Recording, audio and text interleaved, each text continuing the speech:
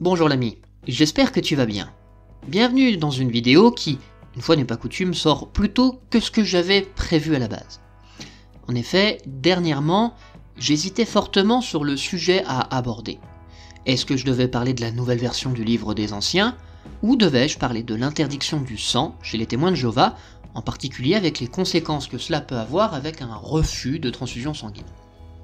Et bien que je sois sûr que le livre des anciens est un sujet attendu par beaucoup, il se trouve que j'ai appris quelque chose dernièrement qui m'a fait l'impression d'un signe, si je puis dire.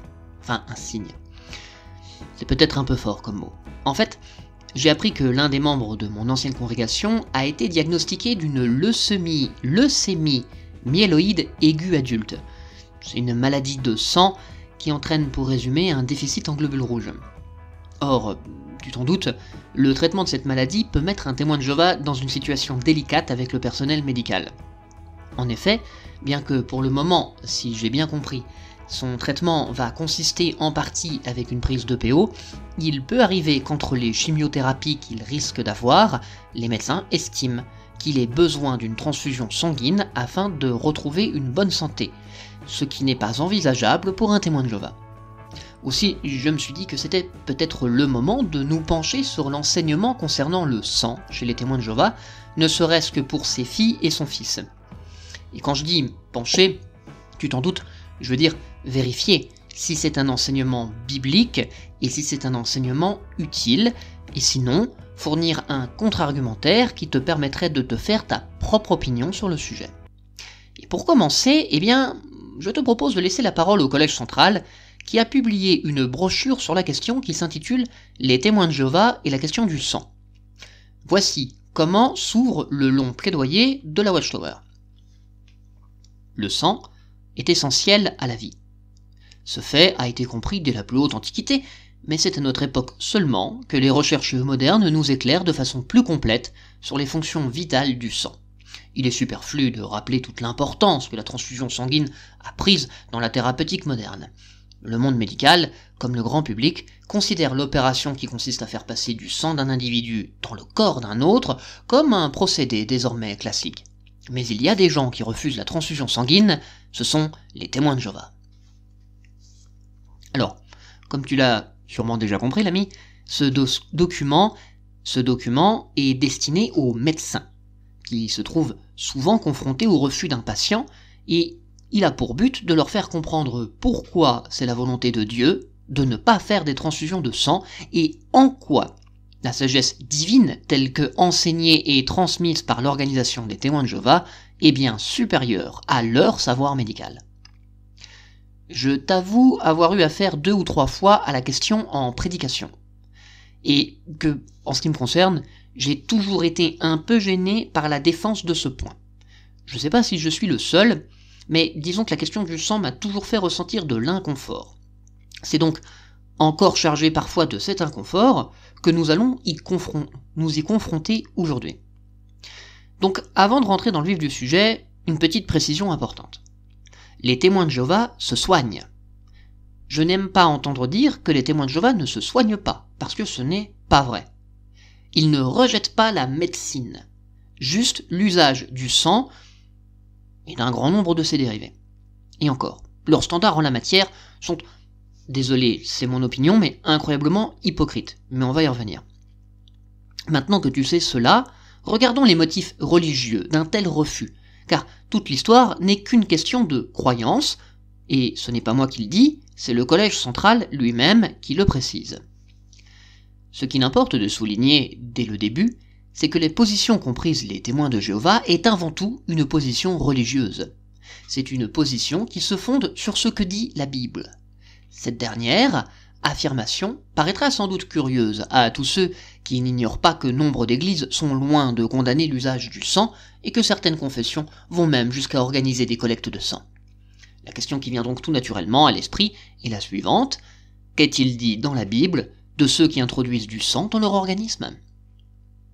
Oui, c'est une excellente question. Car moi qui maintenant commence à avoir lu pas mal de commentaires bibliques, je me demande bien pourquoi les autres mouvements religieux n'y ont jamais pensé.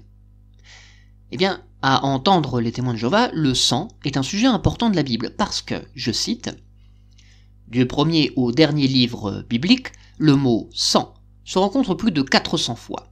Certains versets se rapportent plus particulièrement à la question de savoir s'il est permis d'assurer le maintien de sa vie par le sang. Jetons un coup d'œil sur ces passages.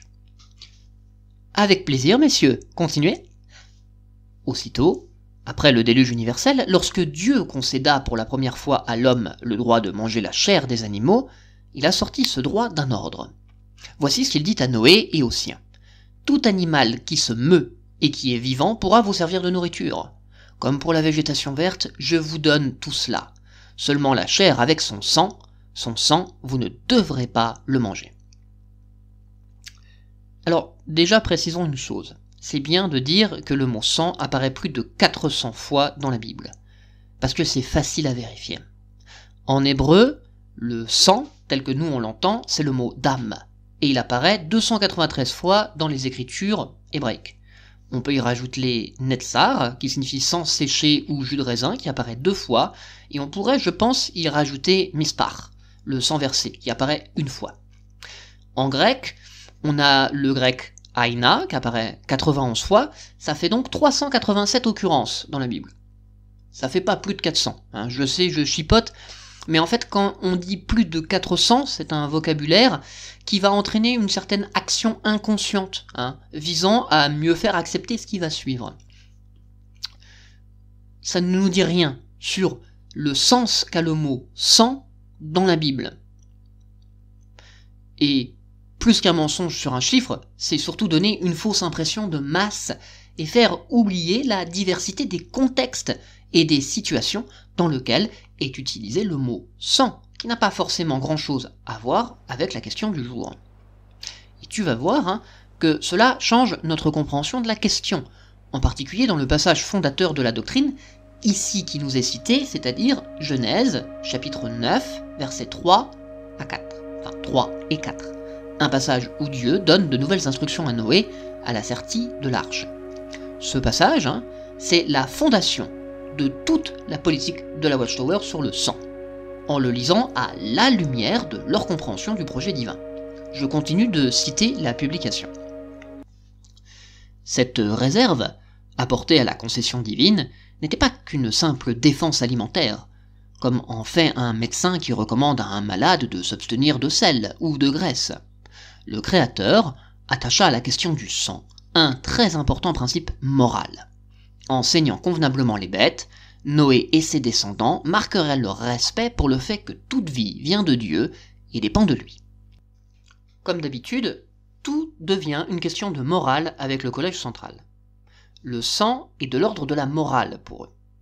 Et pourtant, je suis désolé de le dire, mais le verset est bien de l'ordre de l'alimentaire. Et surtout, contrairement à ce qu'une lecture moderne dénuée du contexte peut laisser croire, il n'interdit pas la consommation de viande non saignée. Prenons quelques autres traductions. Commençons par Crampon. Seulement, vous ne mangerez point de chair avec son âme, c'est-à-dire avec son sang. Bon, me serais-je trompé? Ça semblait dans le sens des témoins de Jéhovah. Que dit une traduction, la seconde, tiens? Seulement, vous ne mangerez point de chair avec son âme, avec son sang. Ici, on complétait avec la traduction Chouraki. Mais la chair, avec en son être son sang, vous ne la mangerez pas. D'ailleurs, on pourrait lire la seconde 21, qui va dire « Seulement, vous ne mangerez aucune viande avec sa vie, avec son sang. » Ou la King James en français « Seulement, vous ne mangerez pas la chair avec sa vie, qui est son sang. » Voilà qui laisse plus de place, si je peux me permettre, à l'interprétation. En fait, pour comprendre ce genre de texte, il faut comprendre la culture qui les a produits, et donc la manière dont les Juifs, et avant eux les Hébreux, ont lu et transmis ces textes. Pour les Juifs, ce passage rentre dans le cadre de ce qu'ils ont appelé plus tard, parce que le terme en lui-même n'est apparu qu'après Jésus-Christ, ce qu'on a appelé les lois noaïques. Et en ce qui concerne ce verset, leur vision est qu'il est interdit de manger de la chair arrachée à un être encore vivant, c'est-à-dire un être qui est encore animé par la vie que porte le sang. Tranche pratique, j'en conviens, mais authentique, qui consiste à prélever un morceau de chair sur un animal encore vif, puis à laisser ce dernier cicatriser. Les Maasai le font encore, par exemple. Ils font aussi des prélèvements de sang frais, sans avoir à tuer l'animal. Je vous invite vraiment à vous renseigner sur ça. C'est incroyable à regarder, un peu peut-être dérangeant pour nos mentalités occidentales, mais ça reste une pratique fascinante. Voici ce qu'en dit Wikipédia d'ailleurs. Les Maasai se nourrissent surtout de laitage et de sang. Ils peuvent prélever le sang des jeunes bovins sans les tuer, en incisant la veine jugulaire au niveau du cou à l'aide d'une flèche. Une pratique donc qui, si aujourd'hui ne semble survivre que chez certaines populations africaines, était peut-être courante chez les voisins des Israélites. Voici en tout cas ce qu'en pensent les héritiers de la langue hébraïque. Cette réponse est celle que j'ai trouvée sur torahbox.com. Je cite. Il fut ajouté à Noach l'interdiction de ne pas manger le membre pris d'un animal vivant, Ever min hachai, tout comme il est interdit au Ben Noach de consommer tout morceau de chair, aussi petit soit-il, d'un animal vivant. Il est pourtant permis de consommer le sang d'un animal vivant. Comme il est dit, toutefois, aucune créature, tant que son sang maintient sa vie, vous n'en mangerez. Bereshit, chapitre 9, verset 4, c'est-à-dire Genèse, chapitre 9, verset 4. Ce n'est donc pas directement le sang qui est visé ici, mais le respect d'un être sentient, qu'il ne faut pas maltraiter et faire souffrir inutilement par respect pour la vie que lui a offert Dieu. Une lecture honnête de ce passage me laisse penser que ce qu'exige Dieu ici, c'est un respect de certaines pratiques d'abattage, c'est une éthique liée à la souffrance de l'animal, comme dans les passages qui interdiront un peu plus loin dans la Bible de museler un animal qui fait tourner une meule, ou ceux qui instituent un repos lors du sabbat pour les bêtes de trait et de somme. Mais disons que la lecture honnête n'est pas le point fort du Collège central, qui va me citer le rabbin Beno Jacob, afin d'appuyer sa vision, bien sûr, mais sans me donner la source. Comment puis-je aller vérifier ce qu'il dit et dans quel contexte? Marrant quand même d'ailleurs de citer comme autorité un rabbin qui remet en cause la rédaction du Pentateuque par Moïse et qui conclut dans son livre que je vous invite vraiment à découvrir qui s'appelle Die Torah Moses. Il le conclut par ainsi. Le Pentateuque est un ouvrage qui a une unité. Son rédacteur l'a écrit à une époque riche de traditions historiques, en s'appuyant sur un vaste matériau littéraire, pour une part transmis oralement, pour une autre déjà travaillée par l'écrit, et il a fondu ses traditions en respectant les formes dans une unité organique. L'élaboration des matériaux divers est le résultat d'un processus intensif, maîtrisé par la pensée de part en part. Ce n'est pas une plume unique, mais c'est un même esprit, à travers qui plusieurs auteurs ont écrit, qui en constituent l'unité. Et Moïse a écrit, et la même abréviation populaire d'une plus longue série, tout comme auparavant l'énoncé Dieu dit ou Dieu fit, qui laisse de côté toutes les instances intermédiaires pour désigner l'ultime et véritable auteur. Un point de vue, je suis sûr que les témoins de Jéhovah vont applaudir de leurs deux mains. Et puis, de toute manière, leur point de vue est incohérent avec la Bible. Si Dieu a interdit à tous les humains, parce que quand on parle des descendants de Noé, on va réutiliser le mot francisé, quand on parle de tous les descendants de Noé, c'est bien de tous les humains. Donc si Dieu interdit à tous les humains de manger du sang, pourquoi autorise-t-il les Hébreux à vendre de la viande non saignée aux étrangers? Ce qui de facto les condamnerait au regard de la loi noaïque. Dieu utiliserait-il les Hébreux et après les Juifs afin de rendre moralement décadent l'humanité? Deutéronome chapitre 14 verset 21. Vous ne devez manger aucun animal trouvé mort. Vous pouvez le donner au résident étranger qui est dans vos villes. Il pourra en manger. On peut aussi le vendre à un étranger, car vous êtes un peuple saint pour Jéhovah votre Dieu. Un mauvais point donc pour le Collège central. Mais admettons que le verset m'interdit le sang. Parce que, oui, d'autres le font après tout. D'autres vont le faire pour le peuple hébraïque, et ensuite pour les juifs. Pourquoi? Parce qu'il est un peuple saint. Il va falloir qu'on parle un petit peu de sainteté. Bref, admettons que je doive, moi aussi, respecter ces lois-là. Comment, néanmoins, la Watchtower arrive-t-elle à sa conclusion? Eh bien, c'est parce qu'il est pour le témoin de Jéhovah, le sang, je parle, un symbole de vie. Te souviens-tu, l'ami, de la vision qu'a la Watchtower de la vie et de sa définition? Ah, peut-être pas, j'en ai pas encore fait une vidéo, mais si tu as été éduqué ou que tu as fréquenté hardiment les témoins de Jéhovah, tu dois avoir une bonne image de ce que c'est. Et pour les autres, on va essayer de résumer assez rapidement. C'est-à-dire que le sang, pour eux, c'est la vie. Ton âme est dans ton sang. L'âme, pour eux, n'étant pas quelque chose d'immatériel et d'immortel. Voilà. C'est résumé très très rapidement. Et c'est sur cette base que la brochure poursuit. Et souvenez-vous qu'elle est destinée à des professionnels. Si donc le sang des animaux, lequel représente leur vie, avait une signification sacrée pour Dieu, il va sans dire que le sang humain, de bien plus grande valeur, en avait une aussi. Ceux qui se soumettraient à ces lois se garderaient donc de répandre le sang de l'homme par le meurtre et de consommer le sang animal ou humain. Alors déjà on a un jugement de valeur entre sang humain et animal, mais peu importe. Commence ici à fuser la notion de consommation, qui fait croire que transfuser équivaut à consommer, au même titre que manger. Les représentants de Dieu sur terre, que sont le Collège central, poursuivent donc leur argumentaire en rappelant diverses lois de Moïse qui obligent le versement du sang d'un animal abattu. Alors oui, vous faites le lien entre le sang et la vie, et vous avez raison, le sang était sacré. Il devait être répandu sur le sol, car on enlevait la vie de l'animal qu'on sacrifiait, et aussi parce que par le sang, on pouvait être, lavé de ses péchés. C'est tout le principe des sacrifices. Cependant, si on répandait le sang, c'est par respect pour la vie de l'animal qu'on sacrifie. Dans une transfusion sanguine, enlève-t-on la vie de celui qui donne son sang? Et puis, à notre raison, mais qu'est-ce qu'on peut penser alors de Jean chapitre 15 verset 13? On va en reparler de ça. On va en reparler.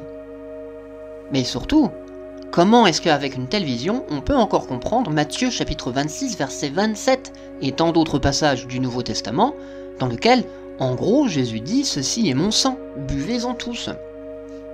Si on se coupe de cette vision rituelle du sang, ça devient difficile. Ce qui reste, en fait, raccord non pas avec leur vue, mais avec celle que je viens d'exprimer, en insistant sur le lien entre âme et sang. Je continue de citer. En Israël, tout homme qui faisait peu de cas de la vie en tant que représenté par le sang se rendait coupable d'une faute très grave. Quiconque enfreignait ce propos délibéré la loi sur le sang devait être retranché, c'est-à-dire exécuté. Ah, un grand coup de Deutéronome chapitre 12 verset 23. Seulement, sois fermement résolu à ne pas manger le sang, car le sang, c'est la vie. Tu ne devras pas manger la vie avec la viande. Alors non, tout cela reste du domaine du rituel d'abattage. Parce qu'en fait, quand on voulait être saint, la sainteté dans l'Ancien Testament n'est pas qu'une question de morale, c'est aussi une question de rituel. C'est-à-dire que tout ce qui a un lien, d'un point de vue symbolique, avec le domaine de la mort, comme les cadavres, le sang, les saletés, pouvait nous rendre impurs, y compris le sang. Donc, il y avait tout un tas de rites pour être pour être pur non seulement moralement, mais aussi rituellement. Alors oui, Lévitique chapitre 7, versets 26 à 27, semble condamner à mort la consommation de sang. Où que vous habitiez, vous ne devrez manger d'aucun sang, que ce soit d'un oiseau ou d'un autre animal. Celui qui mangera du sang, quel qu'il soit, devra être retranché de son peuple. C'est un ordre qui n'est pas donné à tous les humains, mais au peuple d'Israël. Pourquoi? Pour qu'il soit saint, c'est-à-dire qu'il soit symboliquement mis à part du monde de la mort et des autres peuples. Mais en fait, non, car plus loin au chapitre 17, versets 15 à 16, on voit bien que l'individu n'est pas mis à mort. Retranché ne peut donc pas signifier être exécuté. Je cite, « Si quelqu'un, israélite de naissance ou étranger, mange un animal trouvé mort, ou un animal déchiré par une bête sauvage, il devra laver ses vêtements, se baigner dans l'eau et être impur jusqu'au soir, puis il sera pur. Mais s'il ne les lave pas et ne se baigne pas, il portera la responsabilité de sa faute. » Vous voyez bien que si on continue la lecture, le problème, il est de l'ordre de la pureté rituelle. C'est pour cela que le retranché, qui est si mis en avant par la Watchtower, c'est l'hébreu karat, qui, dans ce sens, signifie littéralement trancher, couper, séparer. C'est le fait d'être mis à part. sûrement en raison d'une impureté qui ne doit pas contaminer le peuple. Pour rappel, en hébreu, est saint, ce qui est kadosh, c'est-à-dire, il y a deux manières de le traduire. Littéralement, c'est séparé, mis à part, mais on peut aussi le traduire par unique. Le peuple de Dieu, tout comme Dieu, est unique. On reste dans un même champ lexical. Ce qui est demandé, c'est de séparer, de mettre à part deux choses, une profane et une sacrée vouée à Dieu. Pourquoi le premier réflexe des témoins de Jéhovah lorsqu'ils lisent ce genre de texte est-il toujours de vouloir mettre à mort et condamner? Est-ce que tu veux une preuve, mon cher ami? Exode chapitre 21, versets 33 à 36. Si un homme laisse une fosse ouverte, ou en creuse une sans la couvrir, et qu'un taureau ou un âne y tombe, le propriétaire de la fosse donnera une compensation. Il paiera le prix de la bête à son propriétaire, et l'animal mort sera pour lui. Si le taureau d'un homme heurte le taureau d'un autre, et que celui-ci meurt, ils devront vendre le taureau vivant et partager le prix qu'on aura payé pour lui. Ils partageront aussi l'animal mort. Ou bien, s'il était reconnu qu'un taureau avait l'habitude d'encorner, mais que son propriétaire ne l'ait pas tenu sous garde, celui-ci devra donner une compensation, taureau pour taureau, et l'animal mort sera pour lui. Question. À quoi sert un animal mort et non saigné si l'on ne peut pas le consommer? La loi de l'impureté concernait non seulement le résident étranger, mais aussi le fils du pays, comme si la loi prévoyait la consommation de viande non saignée, y compris par les Hébreux. Mince. Mais oublions cela quelques instants, et supposons que la Watchtower sait de quoi elle parle. La transfusion est une question de vie ou de mort. Les témoins de Jéhovah et des enfants sont morts de leur refus. Ce n'est pas moi qui le dis, c'est l'organisation elle-même qui en est fière. C'est ce qui s'est passé dans le cas de Gérode Scepter. La Bible dit « Souviens-toi de ton grand Créateur au jour de ta jeunesse, avant que viennent les jours mauvais. » Pour Gérode, ces jours mauvais sont arrivés très tôt, quand il n'avait que 11 ans. En juin 1991, on a diagnostiqué un cancer, un lymphome chez Gérode. On s'est demandé comment il pourrait recevoir le traitement dont il avait besoin, mais on ne voulait pas qu'il soit transfusé, et Gérode non plus. Quand il était à l'hôpital, les services de protection de l'enfance ont enquêté pour voir s'il n'y avait pas de négligence parentale. Ça n'a fait qu'ajouter à notre souffrance. Finalement, ces services ont abandonné cette enquête, mais ils ont compris que nous n'avions pas été de mauvais parents. Face à chaque nouveau défi, nous prenions le temps de prier, pas pour que Jéhovah fasse des miracles, mais pour qu'il nous donne la sagesse de prendre de bonnes décisions. Il semble que Jéhovah nous a vraiment guidés tout au long de cette épreuve, ce qui nous a permis de prendre soin de notre spiritualité tout en prenant soin de Gérode. Gérode s'inquiétait pour nous. Il nous répétait que pour lui, tout irait bien. Mais il avait peur que ce soit trop dur pour nous. Il est mort en juin 1992, à la maison. La dernière chose qu'il nous a dite, c'était « Faites le maximum pour Jéhovah, et on se retrouvera. »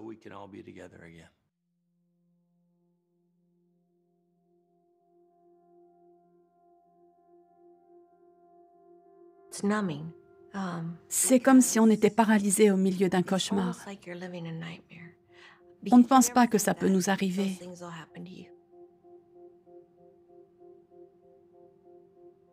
Mais ça nous est arrivé. Je ne voulais pas qu'on me voie pleurer à la salle. Je ne voulais pas qu'on ait pitié de moi. À cause de mes sentiments négatifs, je m'imaginais les pires scénarios. Tout le monde en train de me plaindre. Ce qui m'a aidé, c'est que Gary n'arrêtait pas de me répéter qu'on est en plein combat. C'est un défi que Satan a lancé à tous les humains. Il a dit à Jéhovah, « Si tu les laisses souffrir, ils ne t'aimeront plus. » Et j'étais en train de donner raison à Satan. À cause de ma douleur et de mon chagrin, j'avais presque arrêté de servir Jéhovah. J'ai beaucoup prié pour avoir la force de retourner à la salle. Tous les frères et sœurs ont pleuré. Hérode leur manquait. On n'était pas les seuls à être tristes. Hérode était leur fils à eux aussi. Ils ont tous pleuré. Je ne me sentais plus seule. On s'est serrés dans les bras et on a pleuré tous ensemble.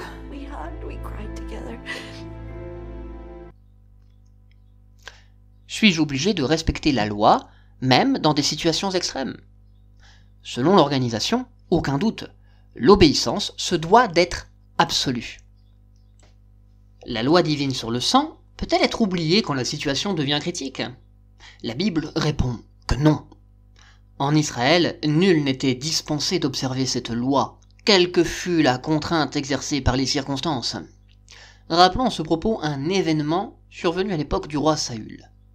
À l'issue d'une bataille fort longue, des soldats israélites, tenaillés par la faim, abattirent du petit et du gros bétail et se mirent à les manger avec le sang. Comme on vient de le dire, ces hommes étaient affamés. Ce n'est donc pas de propos délibérés qu'ils mangèrent du sang, mais pressés par la faim, ils oublièrent de saigner convenablement les bêtes. Leur situation, il est vrai, paraissait fort critique, mais cela excusa-t-il leur conduite? Nullement, ainsi que le roi divinement institué le reconnut lui-même en leur faisant observer qu'ils péchaient contre Jéhovah en mangeant avec le sang. Alors, c'est pas Dieu qui les condamne, c'est un homme qui se prend pour son représentant. Si vous connaissez votre Bible, vous savez qui est Saül. Il n'y a pas besoin d'épiloguer là-dessus. Est-ce que c'est un bon représentant de Dieu? Et de deux, la suite du récit ne nous dit pas que Saül a fait exécuter tous les soldats. Pour cela, il suffit de lire 1 Samuel chapitre 14, versets 33 à 35. Et on parle de quoi dans ces versets? On parle de purification, rituelle. On reste donc dans le domaine de quoi? De la pureté rituelle. Quelqu'un avertit alors Saül. « Écoute, les soldats sont en train de pécher contre Jéhovah en mangeant de la viande avec le sang. » Saül s'écria, « Vous avez agi avec infidélité. Roulez immédiatement une grande pierre vers moi. » Puis il dit, « Passez parmi les soldats et dites, chacun de vous doit amener son taureau et son mouton. Vous les tuerez ici. Ensuite, vous les mangerez.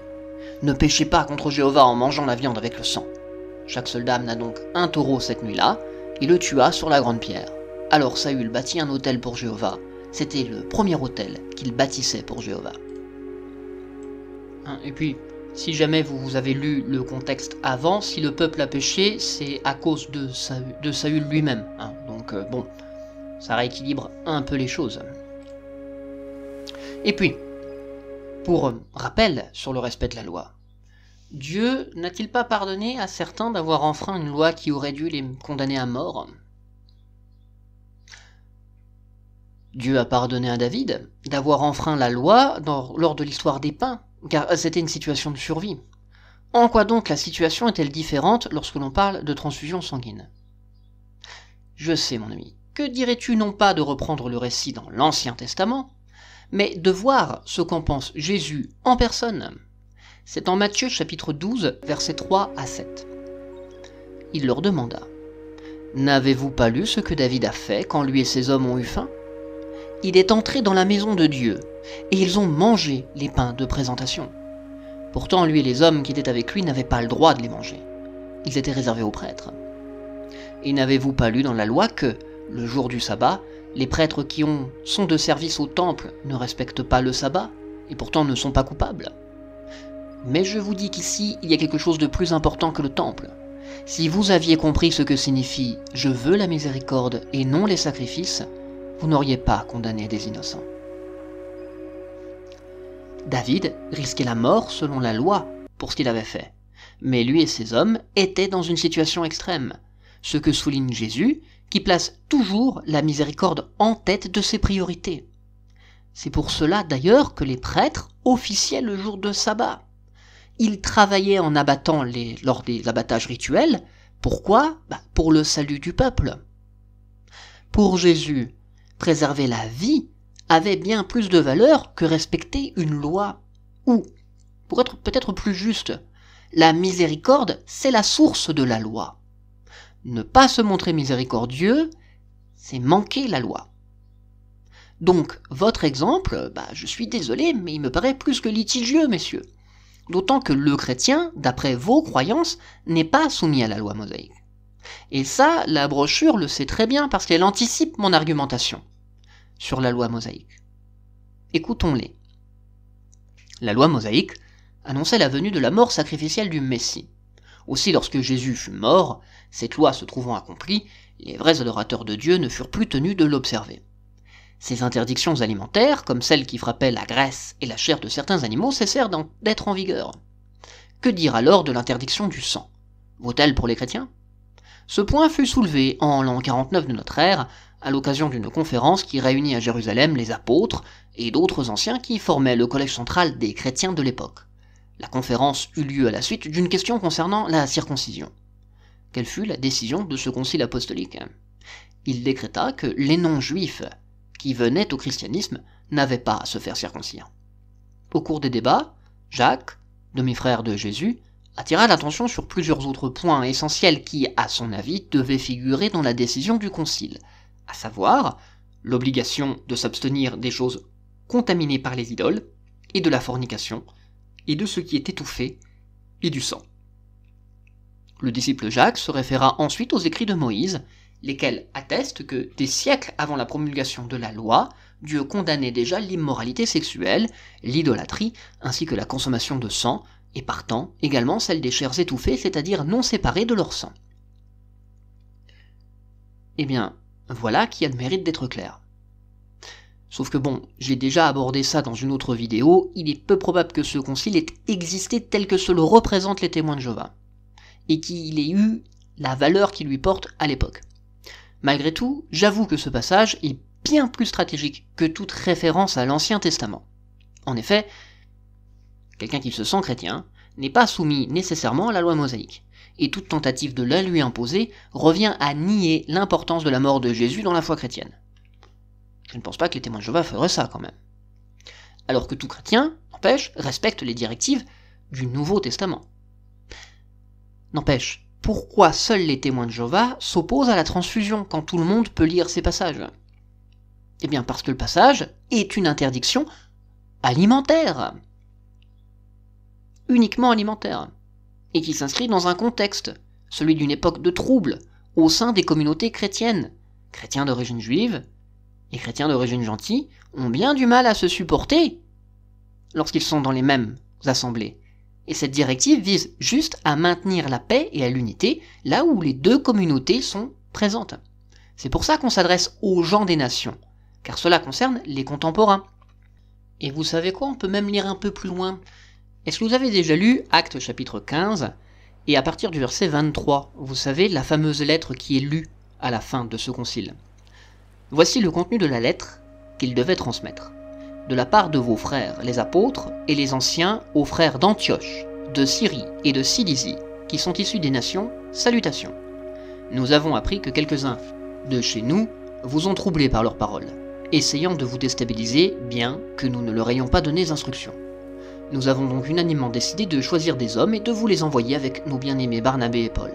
Eux qui donnent leur vie pour le nom de notre Seigneur Jésus-Christ, nous envoyons donc Judas et Silas pour qu'eux aussi vous annoncent les mêmes choses de vive voix, car l'Esprit Saint et nous-mêmes avons jugé bon de ne pas vous ajouter d'autres fardeaux que ces choses qui sont nécessaires, vous abstenir de ce qui est sacrifié aux idoles, du sang, de ce qui est étouffé et des actes sexuels immoraux. Si vous vous interdisez strictement ces choses, tout ira bien pour vous, portez-vous bien. On s'adresse aux gens des nations, mais surtout, on s'adresse à qui? On s'adresse aux gens de certaines villes. Pourquoi, selon vous, cette interdiction est-elle directement liée à la présence d'une synagogue dans les villes où elle doit être appliquée? Comment expliquez-vous que cette recommandation soit adressée aux seuls frères d'Antioche, de Syrie et de Cilicie, et non à tous les chrétiens? Je vous laisse y réfléchir. Si Actes chapitre 15, versets 19 à 21, avait pour objectif de définir un ensemble de lois pour les chrétiens, il aurait également rappelé de s'abstenir de voler ou de tuer. Or il n'en est rien, parce que c'est pas ça son but. C'est un document pacificateur et non normatif visant à assurer la cohésion des communautés. Je pense que le Collège central n'est pas d'accord avec moi. Alors je vais encore une fois devoir étayer mes dires par des passages bibliques. 1 Corinthiens, chapitre 8, versets 4 à 13.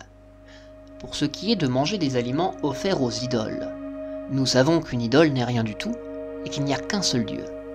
Car bien qu'il y ait ceux qu'on appelle dieux, soit au ciel, soit sur la terre, et c'est vrai qu'il y a beaucoup de dieux et beaucoup de seigneurs, il y a en réalité pour nous un seul Dieu, le Père, de qui viennent toutes choses, et nous existons pour lui.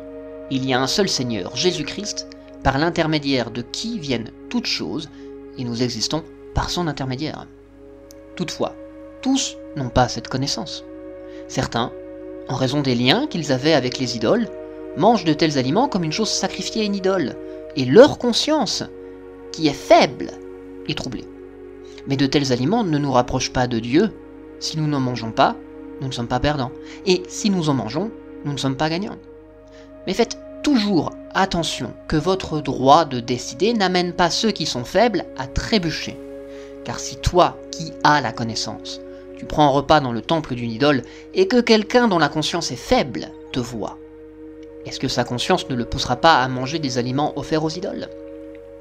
Ainsi, par ta connaissance, l'homme qui est faible ira à sa perte.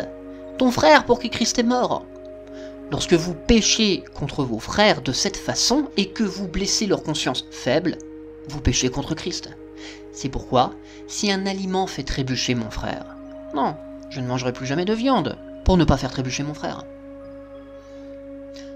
Mais ça alors, Paul ne voit en soi rien de mal de manger de la viande sacrifiée à des idoles. Pourtant, Actes chapitre 15 verset 20 nous ordonne de s'abstenir de ce qui est souillé par les idoles. En plus, Paul n'est pas plus inquiété que cela par le fait de manger de la viande qui n'est pas saignée. Ne dicte-t-il pas à son secrétaire en 1 Corinthiens chapitre 10 verset 25 « Mangez tout ce qui se vend au marché de la viande, sans poser de questions par motif de conscience ». Paul est-il incohérent ? Non, pas si je remets les choses dans leur contexte. Actes, c'est un livre de Luc, c'est un bon romancier, c'est pas forcément le plus fiable des journalistes. Néanmoins, il nous apprend des choses sur des tensions dans le groupe et sur la manière dont les premiers chrétiens ont tenté d'apaiser les conflits.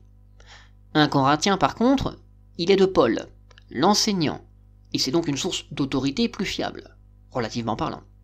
Et surtout, si j'unifie les deux, il est indéniable que le conseil de Paul et le passage d'Actes chapitre 15 visent à quoi ? Eh bien, je me répète, mais à apaiser les relations entre deux groupes chrétiens d'origines différentes. Or, ce débat a cessé avec la chute du temple en 70. Fin de l'histoire. Je ne commenterai même pas le fait que vous citiez, que l'organisation cite Origène pour soutenir son idée, parce que ce n'est pas à moi de vous rappeler que l'organisation le considère comme un apostat. Tour de garde, 15 juillet 2001. En mêlant enseignement biblique et philosophie grecque, Origène a introduit de nombreuses erreurs dans sa théologie, avec des conséquences désastreuses pour la chrétienté. Si beaucoup de ces spéculations effrénées furent plus tard rejetées, ces idées sur la génération éternelle du Christ contribuèrent à l'élaboration de la doctrine non biblique de la Trinité. Le goût pour la philosophie introduit par Origène n'était pas près de disparaître, lit-on dans l'Église des 3 premiers siècles. Quelles en furent les conséquences ? La simplicité de la foi chrétienne fut corrompue en une multitude d'erreurs s'insinuèrent dans l'Église. Comment faire confiance à un homme qui aurait manifestement introduit une multitude d'erreurs ? Entre autres, parce qu'en fait, quand on regarde les argumentaires des témoins de Jéhovah sur ce genre de questions, toutes les citations qu'ils donnent sont des citations de gens qu'ils considèrent eux-mêmes comme des apostats. Un vrai témoin de Jéhovah, normalement, ne prête pas attention aux dires des apostats. Un vrai TJ n'écoute pas les apostats et ne prend pas en considération leur avis. Mais admettons, le chrétien ne peut pas manger de sang. Pourquoi pas ? On parle de manger ici, pas de transfusion. Car la transfusion n'existait pas à l'époque. C'est con à dire, mais les premiers chrétiens ne pouvaient pas penser à cette possibilité. La brochure, bien sûr, va me rassurer parce qu'elle y vient. Mais ces prescriptions bibliques concernent-elles la transfusion sanguine en tant que procédé médical employé pour sauver des vies ? J'ai envie de vous répondre la même réponse de Jésus en Matthieu. La réponse, Jésus nous l'a donnée en Matthieu, on l'a lu tout à l'heure. La réponse est oui. Enfin, je pense que je vais trop vite. Continuez. Il est dit, il en est qui, tout en reconnaissant que la Bible interdit la consommation du sang, soutiennent qu'il y a une différence fondamentale entre le fait de manger du sang et celui d'accepter une transfusion sanguine, pratique qui était inconnue au temps biblique. Que penser de cette opinion? Il va sans dire qu'au temps biblique, la loi divine concernait essentiellement la consommation de sang en tant que nourriture. L'administration de sang par voie intraveineuse ne se pratiquait pas. Mais s'il est vrai que la Bible ne mentionne pas explicitement les techniques médicales modernes qui mettent en œuvre le sang, il n'en reste pas moins qu'elle les a prévues et visées quant au principe. Quoi? Elle les a prévues? Ça c'est très fort. Alors, continuons. Considérons par exemple l'ordre qui fut donné aux chrétiens, celui de s'abstenir du sang. Il n'y a rien dans cette prescription qui autorise à faire une distinction entre l'ingestion du sang par la bouche et son injection dans les veines. Et peut-on vraiment dire que, pour ce qui est du principe, il y a là une différence fondamentale? Alors, c'est désespérant à lire ce genre de choses. S'abstenir ici, c'est le grec apekomai. Et entre autres sens, il veut aussi dire freiner ses envies. Autant dire que personne n'a envie de faire une transfusion, mis à part quelques sportifs qui y voient un bénéfice en augmentant leur nombre de globules rouges. Donc je doute que cela s'applique à notre cas, d'autant que ce n'est pas une preuve que les premiers chrétiens, ou que l'Esprit, avaient prévu la transfusion sanguine. Vous savez, des livres de l'Antiquité, j'en ai lu des tas maintenant. Un de mes préférés, c'est le De Rerum Natura. Et en le lisant, j'ai eu l'impression parfois que son auteur connaissait la physique quantique. C'est pas pour autant une preuve que Lucrèce maîtrisait la physique quantique. C'est juste moi qui imprime par-dessus ses écrits ma vision du XXIe siècle. Va falloir faire beaucoup mieux que ça, les mecs. D'autant que vous vous adressez à des professionnels, je tiens à le rappeler. Comme tous les médecins le savent, il est possible d'alimenter un organisme par voie buccale ou par voie intraveineuse. Pareillement, il est possible d'administrer certains médicaments par des voies différentes. Ainsi, il y a des antibiotiques qu'on peut introduire dans le corps, soit par la bouche, sous forme de comprimé, soit en injection sous-cutanée, intramusculaire ou intraveineuse. Supposons que vous ayez pris un certain antibiotique sous forme de comprimé et que vous ayez eu à pâtir d'une dangereuse réaction allergique. Votre médecin vous a alors demandé de vous abstenir de ce produit. Serait-il raisonnable de penser que votre médecin vous déconseille simplement de prendre cet antibiotique sous forme de comprimé, mais que vous pouvez sans danger vous le faire injecter dans les veines? Non, bien sûr. Ce qui importe ici, ce n'est pas de savoir par quelle voie doit se prendre ce médicament, mais que vous vous en absteniez complètement. C'est pas mal ça comme argumentation. Franchement, c'est vraiment pas mal. C'est vraiment très très fin. Sauf que la brochure est destinée à des médecins. C'est un médecin qui est censé lire ça. Le sang ne sert pas à alimenter. Le sang n'est pas non plus un médicament. Le sang est un organe. Il fait partie des 79 organes reconnus par la médecine. Si bien que la transfusion est considérée comme étant une greffe d'organes, une pratique qui est tolérée par le Watchtower. Réveillez-vous du 8 janvier 2000. Les témoins de Jéhovah considèrent qu'il appartient à chacun de décider s'ils acceptent ou non une greffe d'organes. Voilà, hein. Un peu hypocrite quand même. Enfin, hypocrite non. À une époque, il faut le savoir, les témoins de Jéhovah interdisaient la greffe d'organes, qui était considérée comme du cannibalisme. Ils ont juste fait marche arrière sur ça. Et puis, il y a quand même un peu d'hypocrisie dans toute cette histoire, parce que, alors non, on refuse le sang, mais on refuse le sang quand ça nous arrange en fait.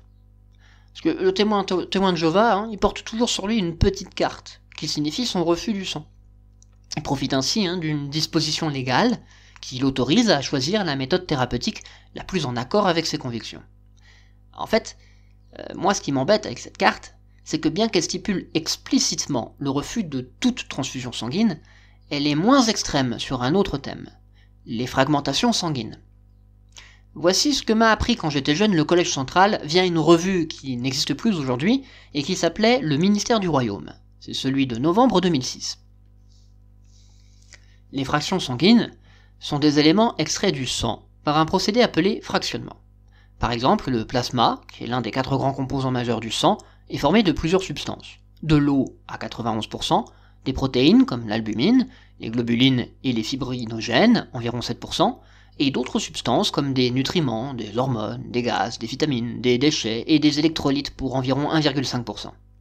Le commandement de s'abstenir du sang englobe-t-il aussi les fractions sanguines? Bon, voilà une question qu'elle est bonne. Quelle est votre réponse? Nous ne pouvons pas répondre de façon catégorique à cette question. La Bible ne donne pas d'instructions précises à propos des fractions sanguines. Bien entendu, de nombreuses fractions sont dérivées du sang donné à des fins médicales. Chaque chrétien doit donc déterminer en écoutant sa conscience s'il acceptera ou non l'utilisation médicale de cette substance. Encore heureux que la Bible ne donne pas de réponse. Comment des gens d'il y a plus de 2000 ans auraient pu y penser? Et en quoi ça leur aurait été utile?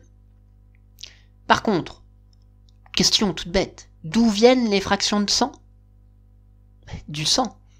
Alors comment rester cohérent avec soi-même et prétendre, je continue la citation, avant de prendre une décision, demandez-vous, suis-je conscient que, si je refuse toutes les fractions de sang, cela signifie que je n'accepte pas certains médicaments, dont des médicaments qui aident à lutter contre des maladies ou des virus, ou qui favorisent la coagulation de façon à permettre l'arrêt d'un saignement. Saurais-je expliquer à un médecin pourquoi je refuse ou accepte l'utilisation médicale de certaines fractions de sang? Bah mon gars, en lui disant pourquoi je m'abstiens du sang, peut-être que tu pourras lui répondre. Parce que interdire la collecte de sang, parce qu'aucun témoin de Jéhovah ne va donner son sang, je l'ai jamais fait quand j'étais témoin de Jéhovah, tout en voulant profiter de produits qui en dérivent, c'est abuser d'un système et c'est être hypocrite. Soit tu vas au bout de tes idées, soit tu la fermes.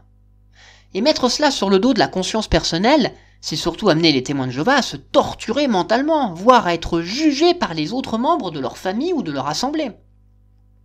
Pourquoi y aurait-il un double standard? Et puis surtout, où est la cohérence avec l'exemple qu'il donnait tout à l'heure du médicament qui ne se prendrait pas sous une autre forme s'il m'est déconseillé? Est-ce qu'au moins ils relisent leurs différentes publications pour voir si elles sont cohérentes? Faut pas s'étonner, si les gens de l'extérieur qui s'intéressent au mouvement des témoins de Jéhovah, lorsqu'ils ont une certaine éducation, ils considèrent que les témoins de Jéhovah sont un peu des huluberlus. Comment peuvent-ils comprendre que les témoins de Jéhovah sont incapables de pensée personnelle? Parce qu'il faut une pensée personnelle pour se rendre compte à quel point ce raisonnement, il part de nulle part. Vous en avez conscience ou pas? Alors reprenons la brochure pour les médecins, qui doivent sûrement d'ailleurs se gratter fortement le cuir chevelu une fois qu'ils en sont arrivés à ce passage. N'est-il pas naturel que tous ceux qui reconnaissent leur dépendance vis-à-vis de l'auteur et dispensateur de toute vie soient déterminés à obéir à ses commandements? C'est ce à quoi les témoins de Jéhovah sont fermement résolus. Ceux-ci sont pleinement convaincus qu'il est juste de se plier à la loi divine concernant le sang. Leur attitude n'est pas le résultat d'un caprice ou d'une conception fanatique. C'est par obéissance au Créateur, le maître souverain de l'univers, qu'ils refusent d'introduire du sang dans leur organisme, soit par ingestion orale, soit par transfusion. Alors, vu de l'extérieur, je suis désolé de le dire, mais pour beaucoup ça ressemble à du fanatisme. Ce n'est pas à Dieu qu'ils obéissent, mais au collège central. C'est au collège central qu'ils offrent leur vie. Comment un médecin va-t-il interpréter une phrase comme celle-ci? Ceux qui n'envisagent jamais que les conséquences immédiates d'une décision douteront probablement qu'il y ait une récompense à observer la loi divine concernant le sang. Mais les témoins de Jéhovah, eux, sont persuadés que leur obéissance aux prescriptions de leur Créateur leur procurera un bonheur durable. Vous savez, quelqu'un qui est extérieur à votre mouvement, quand il va lire ça, il va voir ça comme étant un suicide. Et vous en avez conscience. En tout cas, vos rédacteurs, les rédacteurs de l'organisation en ont conscience, parce qu'ils abordent ce sujet. Tente-t-on de se suicider, ou use-t-on de son droit de mourir quand on refuse une transfusion? Tenter de se suicider, est-il besoin de le dire, c'est vouloir se donner la mort. Qui connaît tant soit peu les croyances et les comportements des témoins de Jéhovah, sait fort bien que ce sont des gens qui n'atteindront jamais à leur jour. S'ils refusent la transfusion sanguine, ils ne s'opposent nullement aux thérapeutiques de remplacement. Voici ce qu'a fait observer un article d'une publication médicale. En général, un refus de traitement médical n'équivaut pas à un suicide. Les témoins de Jéhovah recourent aux soins médicaux, ils ne refusent qu'une seule forme de la thérapeutique. Le refus d'un traitement médical dans sa totalité ou en partie n'est pas un crime qu'on commet sur sa personne en tentant manifestement de se supprimer. C'est ce qu'est le suicide. C'est vrai, je suis d'accord. Refuser le sang, ce n'est pas un suicide. Tout le monde est libre de choisir sa thérapeutique. Là où j'ai du mal, c'est que le témoin de Jéhovah, en réalité, ne choisit pas. C'est l'organisation qui a fait le choix à sa place. et ça s'appelle un meurtre. Puisqu'il s'agit de votre vie, de votre santé et de votre corps, n'est-il pas normal que ce soit vous qui ayez le dernier mot? Oui. Dans ce cas, laissez vos membres choisir, et ne faites pas planer des conséquences disciplinaires sur la tête de tous ceux qui ne pensent pas comme vous. Parce que l'acceptation d'une transfusion sanguine est un motif d'excommunication. Enfin, non, plus vraiment. Depuis 2000, accepter une transfusion sanguine, c'est considéré comme un retrait volontaire, ce qui dispense du comité de discipline, et donc de la capacité de se défendre. Mais soyons honnêtes, dans les faits, être exclu ou se retirer, c'est du pareil au même. Vous serez considéré de la même manière. Vous allez perdre tout votre milieu social, tout votre réseau social. En d'autres termes, l'organisation qui dit qu'il est normal d'avoir le dernier mot lorsqu'il s'agit de sa santé et de son corps, punit ceux qui ne respectent pas leurs décisions. Où est le choix? Double discours, encore et toujours. Et pourquoi s'en étonner quand on sait comment le Collège central s'imagine la vie? Mais nous en rediscuterons. Revenons sur la question de l'âme est égale au sang. Abandonnons la brochure qui est destinée aux professionnels parce qu'ensuite elle va tenter de convaincre les médecins en essayant de jouer sur leur terrain. Et pour être honnête avec vous, je ne m'y connais pas suffisamment pour jauger de la pertinence des propos qui y sont tenus. Je ne suis pas médecin moi-même. Ouvrons plutôt étude perspicace, à son entrée sur le sang. On lit dans la Bible que l'âme est dans le sang, parce que le sang est très intimement lié aux processus vitaux. La parole de Dieu dit « Car l'âme de la chair est dans le sang, et moi j'ai mis pour vous sur l'autel pour faire propitiation pour vos âmes, car c'est le sang qui fait propitiation par l'âme qui est en lui. » C'est pour la même raison, mais en faisant un lien encore plus direct que la Bible dit « L'âme de toutes sortes de chair est son sang. » Il est donc établi que pour la parole de Dieu, tant la vie que le sang sont sacrés. Que dois-je comprendre? Tout simplement que ma vie dépend de mon sang, parce que les anciens Hébreux, loin d'être idiots, avaient remarqué qu'une personne qui se vide de son sang, elle meurt. Toutes les sociétés humaines ont fait ce rapprochement. C'est pour ça que la majorité pratique des rites sanglants. Il y a un lien de cause à effet dans la pensée.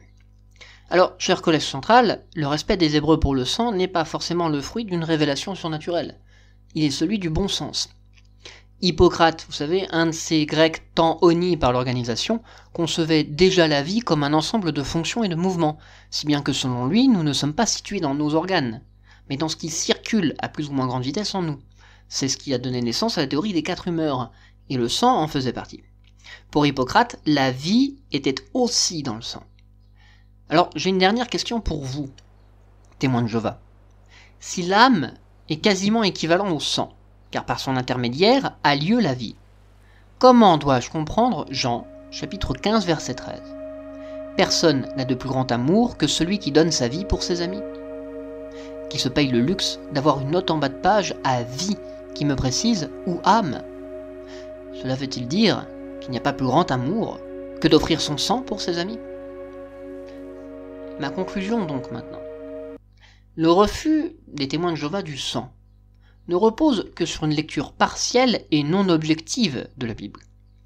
Alimenté par ce qui n'est que du dogmatisme, le Collège central impose à tous ceux qui lui font confiance une position qui, à terme, est préjudiciable et peut même être mortelle.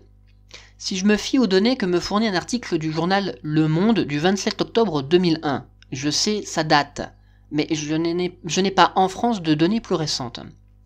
Il semblerait que 15 témoins de Jéhovah mourraient par an en France des suites d'un refus de transfusion.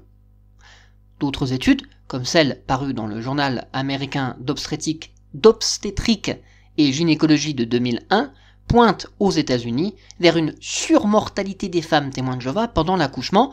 Pourquoi ? En raison du refus des transfusions sanguines. L'actualité au Canada ne fait que confirmer ce point. Je trouve malheureux que le Collège central mette tant de vies en danger sur la base de ce qui m'apparaît comme une mauvaise compréhension des principes bibliques.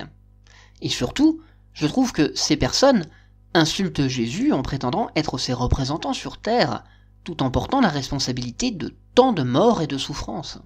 Le sang de ces innocents est sur leurs mains. Jésus mettait la compassion en premier dans son enseignement. Et plusieurs fois dans sa vie, il a expliqué que dans certaines situations, la vie passe avant ce qui n'est que le fruit de la pensée humaine.